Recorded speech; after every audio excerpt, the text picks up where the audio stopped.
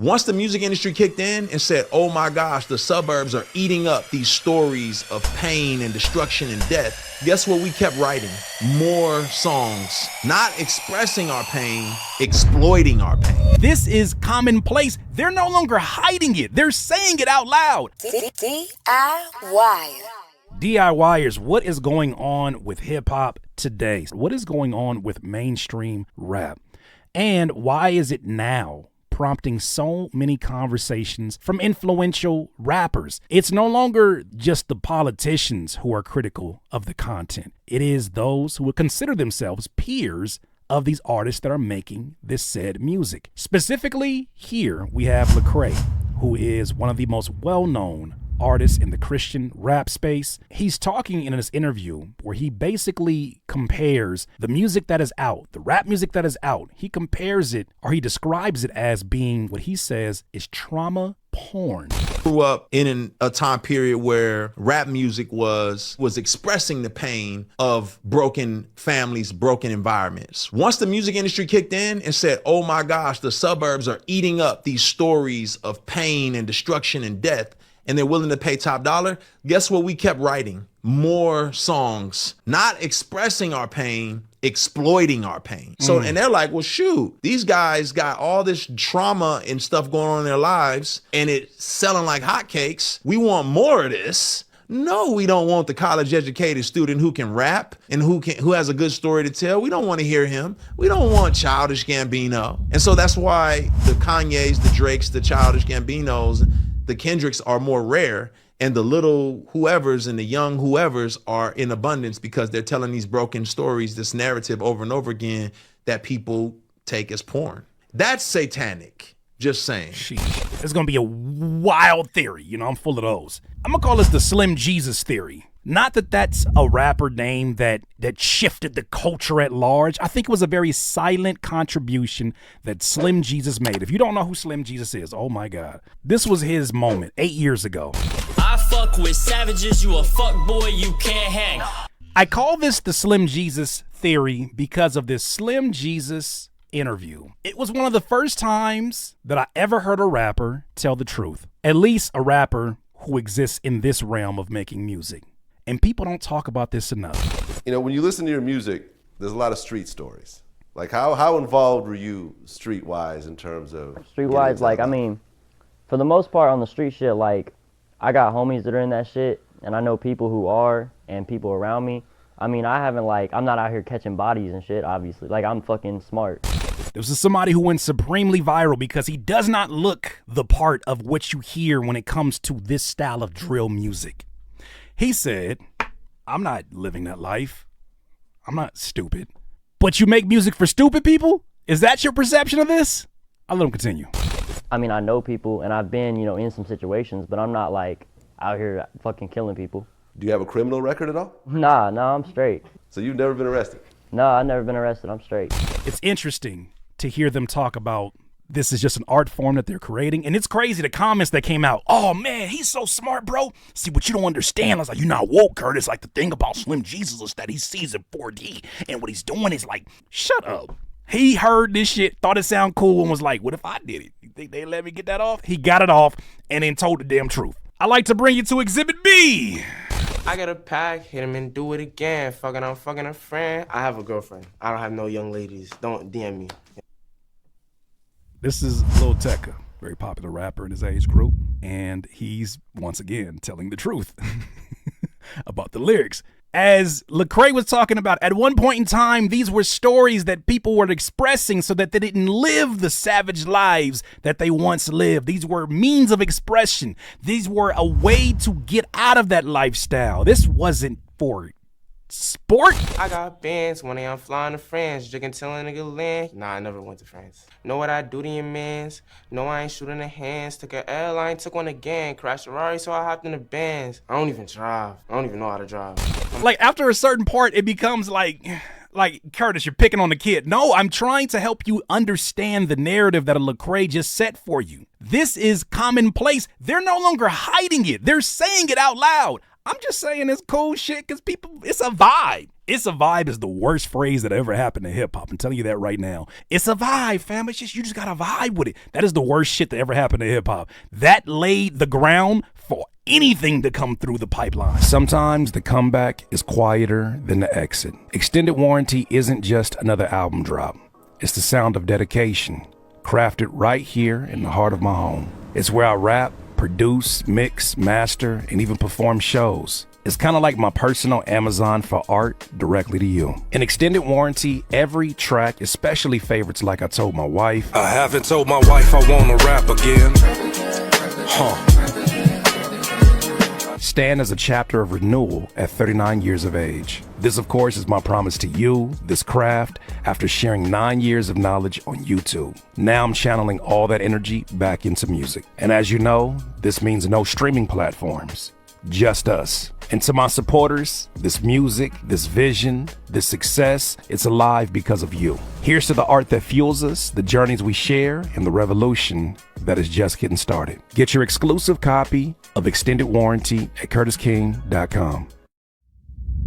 I got 2 twin Glocks, turn you to a dancer. I don't have no straps for nobody. I don't got no straps. I got red, I got blue, what you want? The Chanel, Balenciaga, Louis Vuitton. She know I got the Fendi Prada when I hit Milan. No, I've never been to Europe. And you know, there can be an argument for how, hey, what they're doing is they're speaking it into existence. Some people would say that, and I think that's a fair argument, right? They're speaking it into existence. They're talking about things that they want to attain, Balenciagas, and they want to go to Greece and all these different things. But what happens when we allow those folks who are just writing with their fantasy to be part of the programming of the kids they're trying to reach, when they themselves are kids and they themselves don't even understand the repercussions of not just them telling a story, but telling somebody else's story? I want to point your perspective over here to Locksmith, another supremely talented legendary lyricist from out here. He speaks to if hip hop has a problem. Look at commercial rap. You know, it seems it's a little off balance. You know, all you see is like certain images, you know what I mean? Whether it's over sexualization, whether it's drug use, violence. That's always kind of been there in hip hop, but now it's just like that's the only thing we see on the mainstream or the commercialized side. And because America has a fascination with that. It's not just hip hop culture, but we promote and we produce and people consume and just eat that shit up, you know? So I don't think that's a hip hop problem. I think that's an American society problem. It's not just a hip hop problem, it's an American society problem. I think you realize that when you start watching how popular bloodshed movies become, like, you know, like Gladiator and 300, and how much people eat those up when it's all destruction. And there's a certain appetite, it seems, that an American audience has for these said things.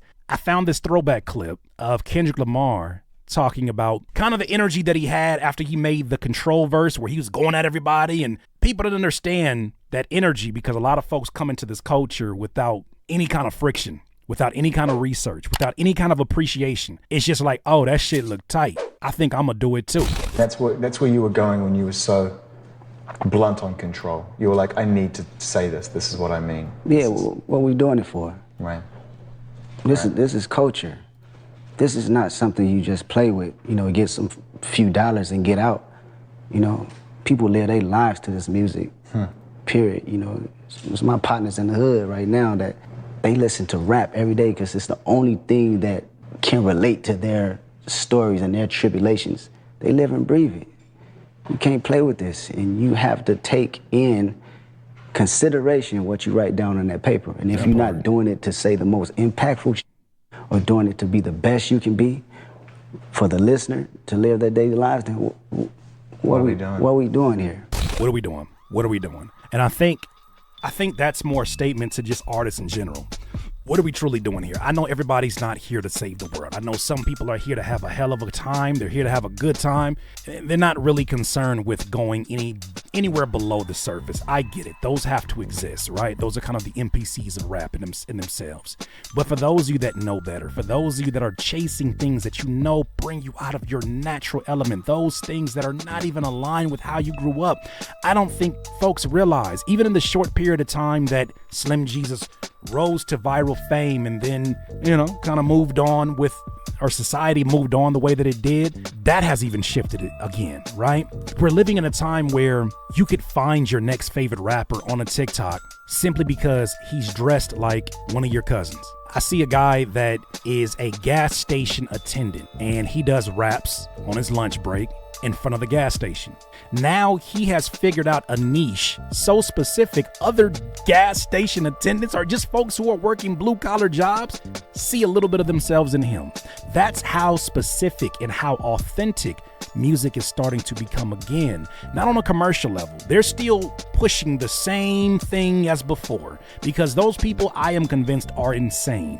They're doing the same thing, hoping for different results, hoping for more money. We cannot put faith in them. And you know what we also can't do? We can't allow the people who own these companies, who we have very little faith in, decide the next influential voices that our kids listen to. Because they get to pick the kids, the impressionable kids, the kids that listen to whatever they tell them to do. They get to bring those kids in, put them on every major platform, every media outlet, and let them spew their immature, undeveloped points of views with a little bit of input from daddy label. They allow them to spew that and be a part of the exposure and raising that these kids are under. But I do feel like these kids are smarter now. In a lot of ways, they still Tide Pod stupid, but a lot of these kids are smarter now. They have more resources. They can't help it. Their accessibility to just the resources in general puts them at a very unusual advantage. I have faith, especially as I see like rappers who are able to say, hey, I am not what you would consider being a part of the traditional crowd of hip hop, but I am from Southern California, or I am from San Diego. This is what my family values are. This is what I stand on, and this is what we value. And I'm not changing any of the imagery behind me to fit what you're comfortable with. Matter of fact, you're going to be more comfortable with me because I'm telling you an authentic story. I have more faith in those artists. I want to listen to those artists more than I want to listen to someone who is looking out their window and telling me what they see. I do music reviews, and I kind of went crazy on somebody last Monday because they thought they were entitled to winning the cash prize after giving us a great impersonation of a Travis Scott song. And it dawned on me, if I can create a carbon copy close enough that gets a little bit of push or a little bit of success, or even a lot of success in this fictitious streaming world where the metrics are already skewed by the platforms, that feels just as good as success to them, even when it's not real. I don't know no other idea of success except for what feels real. But yet and still, we are in that current time right now. And I feel that DIYers, this is not a witch hunt upon you talking about things that are authentic to you. But this is for a very specific audience member, a very specific artist who is afraid to tell your story. I hope you realize that not only should you be telling your own story, but if you don't get hip to it soon, as things start to transform, as things start to lean more into what is your story musically, and people are telling these specific stories, you will get left out. As music starts to get bought more, because now artists are changing their opinions about what they want to do with their music and how they view their art that they work so damn hard for and should be compensated for. The audience will shift in waves as well because they want to support their favorite artists. What are you going to do? Are you going to talk about the real stories that somebody else is living, or are you going to finally turn that camera the fuck around and tell your story? Those are my thoughts, DIYers. You let me know what you're thinking. DIYers, if you enjoyed this content, make sure that you hit the like button and maybe even consider subscribing. Come on, man. Don't be greedy. Peace.